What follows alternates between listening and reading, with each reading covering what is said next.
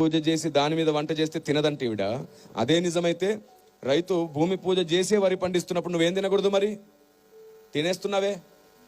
షాపుల్లోంచి నువ్వు బ్యాగులు తీసుకొచ్చినప్పుడు దాని మీద ఎవరి ఫోటోలు ఉంటున్నాయి? వారి ఇష్టదైవం ఫోటోలే ఉంటున్నాయి. మరి ఎలా తెచ్చుకుంటున్నావు? ఉదయం నువ్వు షాపుకి వెళ్ళి 1 కేజీ షుగర్ కావాలని అంటే ఫస్ట్ వాళ్ళు షాప్ తెరిచి ఏం చేస్తారు? తమ ఇష్టదైవానికి మొక్కి షాప్ అంతా తిప్పి మళ్ళీ తర్వాత డబ్బుల పెట్టెలో కూడా ఆ తర్వాతే కదా నీకు ఇస్తున్నారు. ఆ లెక్క ప్రకారం నువ్వు ఏ షాపులో ఏం కొనకూడదుగా. మరి ఎందుకు కొంటున్నావు? చివరికి కటింగ్ షాప్కి వెళ్తే కూడా వాడు పూజ చేయకుండా కట్ చేయట్లేదు. ఎందుకు కట్ చేయించుకుంటున్నావు? ఇలాగే ఆలోచిస్తూ పోతే నువ్వు బస్సు ఎక్కావు. బస్సు ఎక్కగానే ఖచ్చితంగా అతను ఏం చేస్తాడు?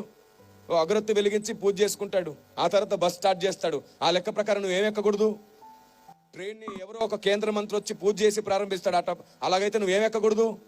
ఇలా ఆలోచిస్తే నువ్వు వేసుకున్న బట్టలు ఏదో ఒక షాప్లో పూజ చేసినాక అమ్మారు. అప్పుడు నువ్వేం వేసుకోకూడదు? చూసారా? ఈ వీచే గాలి ఉంది చూశారు.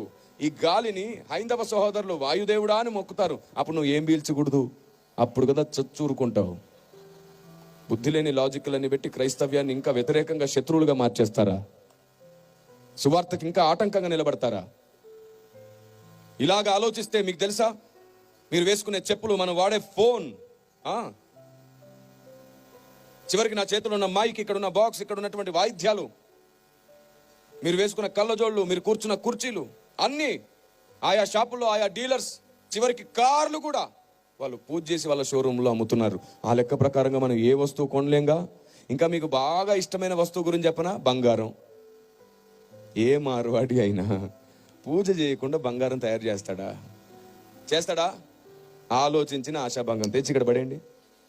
పాస్టర్లు అందరూ కలిసి మళ్ళీ ఇదే కొత్త సంవత్సరం ఇంకా పెద్ద సభ పెడతారు. అప్పుడు మొత్తం మండలం వచ్చి సువార్త వింటారు. ఇక్కడ ఏంటి బంగారం చూద్దాం, వేయగలరా?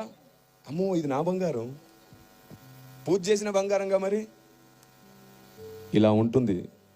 చాలండి, ఇంకెంతకాలం ఈ అజ్ఞానం చెప్పండి. అందుకే మనకి ఏదైనా గొప్పగా అనిపిస్తే పరిగెత్తొద్దు. మోకరించి దేవుణ్ణి అడగండి, ఇది కరెక్టేనా ప్రభు అని.